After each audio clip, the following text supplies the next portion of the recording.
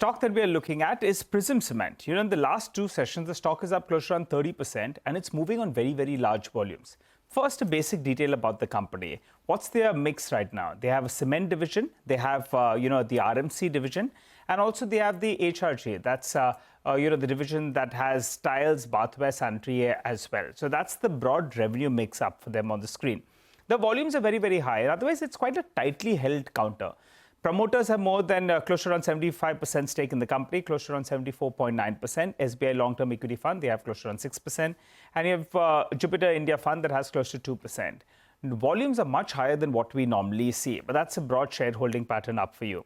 Now, the net debt in the last few years, well, they did a deal with Ramco and they've deleveraged themselves a little bit from around that 1,400 crores odd. It's come down to around 855 crores as of the last record number.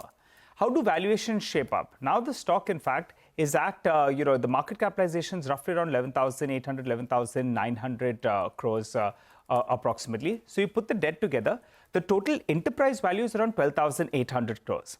And last year, they delivered an EBITDA number of close to around 500 crores. I was looking at an Equerris note.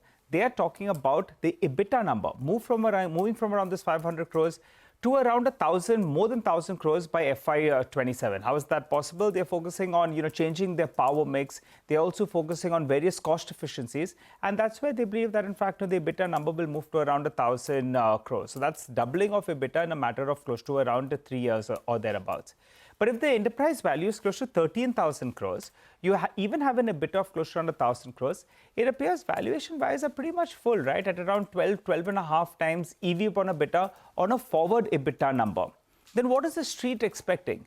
That appears there are two factors on its wish list. One is maybe demerge the entities and try to unlock some value. So we'll have to see how that goes.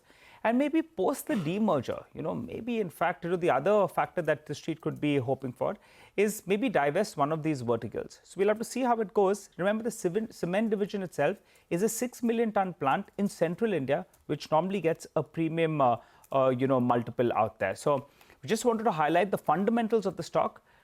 Prism Cement, the stock has been on fire. So we just said that these are the factors, and those are the two factors that could be on the bull's wish list. Rajesh, I want